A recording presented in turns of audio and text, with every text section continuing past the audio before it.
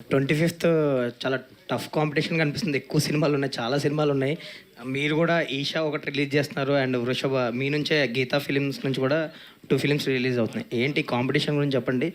And మీ నుంచి 2 రావడం కూడా అండి వన్ థింగ్ కాంపిటీషన్ అయితే చాలా మంచి కాంపిటీషన్ ఉంది. ఎందుకంటే అన్ని సినిమాలు చూస్తున్నాను కదా, చాలా బాగా ప్రమోట్ చేశారు. యాక్చువల్ 25th రిలీజ్ అయ్యే సినిమాలన్నీ కూడా 'శంబాల' అవ్వచ్చు, 'దండోరా' అవ్వచ్చు, 'ఛాంపియన్' అవ్వచ్చు, 'ఈషా' అవ్వచ్చు, మన ఇప్పుడు 'వృషభ' అవ్వచ్చు, అన్నీ కూడా యాక్చువల్లీ ఫస్ట్ టైం నేను చూస్తుంది ఏంటంటే 6 out of 6 ఫిలిమ్స్ కూడా జనాల్లో ప్రమోషన్ చాలా బాగా చేసుకున్నారు ఈ సినిమాలని. డెఫినెట్గా అన్ని సినిమాలు బాగుండి థియేటర్స్ కలకలాలని చెప్పి కోరుకుంటున్నా. At the same time revenue అయితే షేర్ అవుతుంది డెఫినెట్గా. దాంట్లో 2 సినిమాలు బాగున్నా కూడా రెవెన్యూ చాలా గట్టిగా షేర్ అవుతుంది. బట్ అలాగని చూస్తే నెక్స్ట్ ఫర్దర్గా కూడా డేట్స్ కూడా ఎక్కడ లేవు. 'వృషభ' అంటే because of it is Malayalam, Kannada, Telugu, Hindi కాబట్టి దాని డేట్ చేంజ్ చేయలేము. మిగతా తెలుగు ఫిలిమ్స్కి వచ్చినప్పటికీ ఏంటంటే సిచ్యువేషన్ అట్లా వచ్చింది. బికాజ్ నెక్స్ట్ పొంగల్ ఉన్నాయి, అక్కడ కూడా అన్ని పెద్ద సినిమాలు ఉన్నాయి. అక్కడ నియర్లీ పొంగల్లో కూడా 9 ఫిలిమ్స్ రిలీజ్ అవుతున్నట్టు ఉన్నాయి ఈ ఇయర్. సో హెవీ కాంపిటీషన్ ఉంది. బట్ డెఫినెట్లీ ఏ సినిమా బాగుంటే ఆ సినిమా అయితే ఎదురుకెళ్తుంది. తండేల నుంచి ఇప్పుడు లైక్ 'వృషభ', 'ఈషా' వరకు మొత్తం మీరే కనిపిస్తున్నారు ఇయర్ అంతా. ఎక్కువ మధ్యలో డిస్ట్రిబ్యూషన్ కానీ 'Raju weds Rambai', 'little hearts', so మొత్తం మీరే కనిపిస్తున్నారు ప్రతి ప్రెస్ మీట్లో. ఆల్మోస్ట్ అర్థమైంది. యాంకర్ కన్నా మీరే ఎక్కువ అదే యాంకర్ కన్నా నేనే ఎక్కువ కనబడుతుంది. ఆవిడ కూడా ఎక్కడ మాట్లాడేసి ఉంటారు అనుకుంటా. సో ఏంటి ఎంజాయ్ చేస్తున్నారు ఇదంతా? ఫెబ్ నుంచి ఇప్పుడు డిసెంబర్ వరకు మొత్తం మీదే నడుస్తుంది. I'm real enjoyed this year అండి. And so many stages. నాకే ఈ ప్రసాద్ లేకపోతే నా ఇంటికన్నా ఎక్కువసార్లు ఈ ప్రసాద్ ల్యాబ్కి వచ్చాను నేను. So really it's a nice year for me. So many films and so many successes. Next year కూడా బాగుండాలి. బట్ నెక్స్ట్ ఇయర్ ఎక్కువ ఏంటంటే I'm going to be on the production more than the releases. Next year BV Works నుంచి ఎలాంటి సినిమాలు రాబోతున్నాయండి? మీరు చెప్పారు ఏదో 2-3 ప్రాజెక్ట్స్ ఏదో ఉంటాయని. ఇది 'వృషభ' కాబట్టి మన బీవీ వర్క్స్ సెపరేట్ పెడదామని. సరే, ఆల్ ది బెస్ట్ అండి. వాసు గారు మీరు ఇప్పుడే అన్నారు 5-6 సినిమాలు వస్తున్నాయి, అన్నీ ప్రామిసింగ్గా కనపడుతున్నాయి. బట్ అన్ఫార్చునేట్లీ రెవెన్యూ షేరింగ్ జరుగుద్ది ఏదన్నా 1-2 సినిమాలు బాగున్నా సరే. బట్ ఇలాంటి టైంలో గీతా లాంటి రెస్పాన్సిబుల్ ఫిలిం హౌస్ ఒక డబ్బింగ్ సినిమాని తీసుకురావడం ఎంతవరకు న్యాయం? అంటే it's dubbing or original whatever it is. ఇది మల్టీ లాంగ్వేజ్ ఫిలిం. అంటే డేట్ మార్చలేరు, అది నేను ఒప్పుకుంటాను. బట్ ఏంటంటే గీతా లాంటి ఒక సంస్థ ఒక హ్యాండ్ పట్టుకున్నప్పుడు ఆబ్వియస్లీ మిగతా వాటికి అది కొంచెం థ్రెట్ కదా. And 2 things, this is straight Telugu certificate, that first one. And second one is ఇది 2 months బ్యాక్ రిలీజ్ అవ్వాలి. యాక్చువల్లీ 2 months బ్యాక్ ఏంటంటే అప్పుడు ఖాళీగానే ఉంది నిజంగా అంతా కూడా. బట్ ఏంటంటే అన్ఫార్చునేట్లీ ఇది పోస్ట్పోన్ 2 months సీజీ వర్క్ అవ్వక పోస్ట్పోన్ అయ్యి ఇప్పుడు 25th రిలీజ్ అవుతుంది. మా కమిట్మెంట్ అండ్ అగ్రిమెంట్ ఏదైతే ఉందో అది మనం హానర్ చేయాలి. అండ్ ఇది హిందీలో రిలీజ్ చేస్తున్న పెన్ అండ్ కనెక్ట్ వీళ్ళందరూ కూడా మాకు apart from the film we're very much close friends చాలా సంవత్సరాల నుంచి. అందుకని ఎట్టి పరిస్థితుల్లోని కూడా అప్పుడు ఇచ్చిన commitment we don't want to cross that commitment. అందుకని చెప్పి తీసుకున్నాము. అండ్ రెండోది ఏంటంటే ఇది మలయాళం సినిమా. అండ్ యూ నో దట్ మనకి అల్లు అనేది మలయాళంలో ఒక స్పెషల్ ఇది ఉంటుంది. వాళ్ళు మమ్మల్ని చాలా బాగా దగ్గరగా కూడా తీసుకుంటారు. And we want to support this film at any case. అందుకని చెప్పి ఈ అన్ని విషయాలను దృష్టిలో పెట్టుకుని వీఆర్ సపోర్టింగ్ దిస్ ఫిలిం. వాస్కర్, ఇంకో క్వశ్చన్. ఛాంబర్ ఎలక్షన్స్ జరుగుతున్నాయి, 28th పోలింగ్ ఉంది. ఫస్ట్ నామినేషన్ మీరు వేశారు, గీతా నుంచి ఇంకా కాంపౌండ్ నుంచి ఇంకా కొంతమంది వేశారు.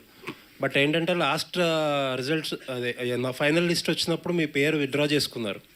అంటే ఎగ్జిబిషన్లో కానీ డిస్ట్రిబ్యూషన్లో కానీ ప్రొడక్షన్ 3 ఫీల్డ్స్లోనే చాలా యాక్టివ్గా ఎక్స్పీరియన్స్డ్ పర్సన్ మీరు.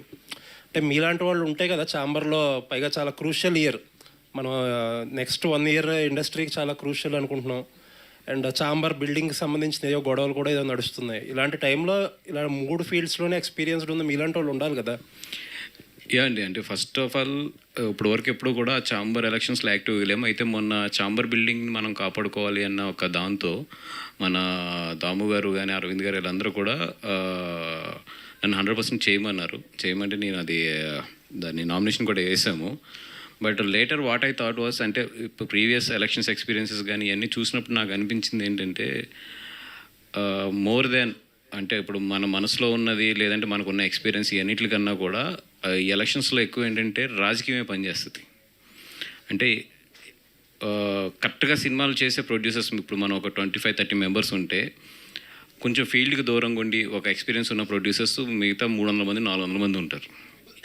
వాళ్ళంతా కూడా ఎట్లా ఉంటుందంటే ఎలక్షన్ అనేది మోర్ దెన్ ఇప్పుడు ఎవరు యాక్టివ్గా ఉన్నాం, ఇప్పుడున్న ప్రజెంట్ ట్రెండ్లో ఎవరు సబ్జెక్ట్లోనో ఎన్నిటికన్నా కూడా ఎక్కువ రాజకీయం మీద డిపెండ్ అయి ఉంటుంది. దానికి చాలా వర్క్ చేయాలి కూర్చుని. ఐ థాట్ లైక్ ఇప్పుడు అంత స్ట్రెయిన్ తీసుకోవాలని అనిపించింది నాకు. అది first thing. And second thing ఏంటంటే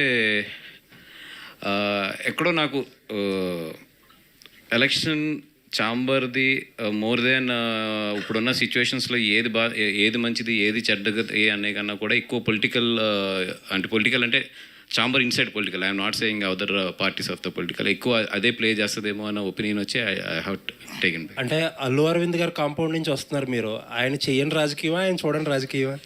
అరవింద్ గారు మానేశారండి. అందుకని ఆయన నిజంగా ఇదివరకున్న యాక్టివ్ అంటే ఏమంటాం దాన్ని మనం, ఆయన పట్టుకుని ఛాంబర్ని నిజంగా ఎస్ అనేది ఉంటే డెఫినెట్గా నేను ఎదురుకెళ్ళేవాను. బట్ ఆయన కూడా ఏంటంటే ఇప్పుడు సో మెనీ విషయాల్లో ఆయన కూడా బిజీ ఉన్నారు. అండ్ రెండోది ఏంటంటే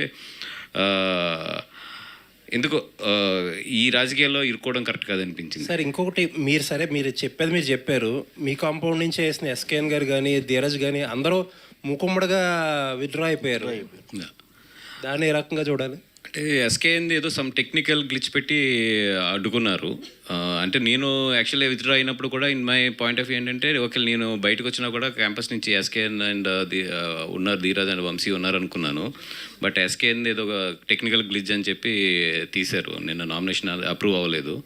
అండ్ ఫైనల్గా వంశీ ఒకటి మిగిలాడు. డెఫినెట్గా వంశీ కానీ ఆ ప్యానల్ కానీ గెలిపించడానికి అడ్డుకున్నారు అన్నారు. అంటే గీతా నుంచి ఎవరో ఉండకూడదని ఎవరన్నా ట్రై చేస్తున్నారంటారా ఎలక్షన్లో? అది నేను ఎక్కువ కామెంట్ చేయకూడదు. థ్యాంక్ యూ అండి. అంటే మీ అవసరం బన్నీ గారికి ఉందా ఇప్పుడు ఛాంబర్ కంటే కూడా అని మీరు భావిస్తున్నారా? బన్నీ గారు పక్కనే ఉంటున్నారు కదా సినిమాల పరంగా. అది ఎస్ అండి, బన్నీ గారు అనేది ఇంకా పార్ట్ ఆఫ్ మై లైఫ్. అసలు apart from the business, apart from the anything, he's a part of my life and I'm part of his life. So అసలు అక్కడ అవసరం ఉందా లేదా అంటే క్వశ్చనే నాకు ఉండదు. అది ఇట్స్ ఏమంటాం, మనం పొద్దున్నే లేచి కళ్ళు ఎలా తెరుస్తామో అది కూడా అంతే. అలీ గారు ఈ మధ్య కే ర్యాంప్లో కొంచెం సినిమాల పరంగా మళ్ళీ యాక్టివ్ అవుతున్నారు. మధ్యలో ఏదో గ్యాప్ వచ్చిందో రావాల్సి వచ్చిందో మొత్తానికి. అంటే మలయాళం అదర్ లాంగ్వేజెస్ సినిమాల్లో కూడా మీరు ప్రిఫర్ చేయడానికి ఇంట్రెస్ట్ చూపిస్తున్నారా ఎట్లా ఈ సినిమా చేయడానికి కనుక? ఒక తెలుగు ఇండస్ట్రీ కమెడియనే ఆల్ లాంగ్వేజ్లో చేసే కెపాసిటీ ఒక తెలుగు ఇండస్ట్రీ వాడికే ఉంది. అది బ్రహ్మానందం గారికి నాకు దక్కింది.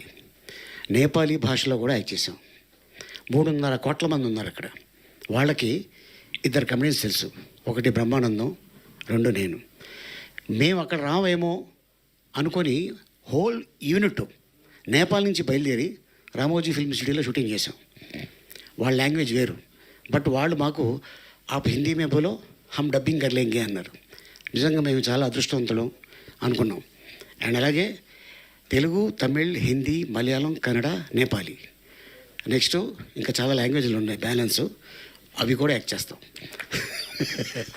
నటుడికి ప్రాంతం లాంగ్వేజ్తో సంబంధం లేదు, వాళ్ళకి యాక్టర్ కావాలి, దట్స్ ఇట్. అది తెలుగు ఇండస్ట్రీలో ఉన్నారు. చాలా గొప్పగా చెప్పుకుంటా తెలుగు ఇండస్ట్రీలోనే 22 మంది కమెడియన్స్ ఉన్నారు.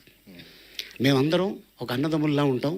అండ్ అంతేకాకుండా అదర్ లాంగ్వేజ్లో వాళ్ళు కలిసి యాక్ట్ చేస్తారా చేయరా అది మనం కామెంట్ చేయకూడదు. ఎందుకంటే ఒక సినిమాలో ఒక కమెడియన్ ఉంటే ఇంకో కమెడియన్ యాక్ట్ చేయడు.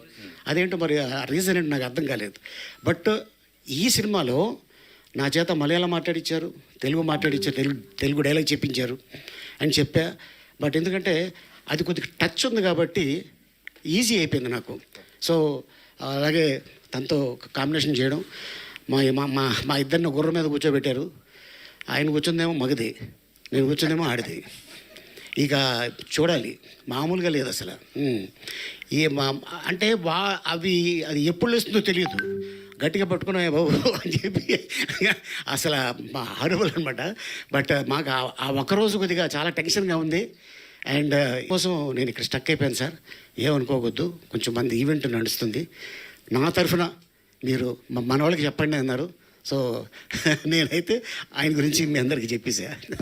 Thank you sir. Thank you sir. మీ మలయాళం మాట్లాడారా, ఒరిజినల్ మలయాళం మాట్లాడారా? ఒరిజినల్ మలయాళం. మీదో మలయాళం ఉంది కదా? యా, మా ఒరిజినల్ మలయాళం.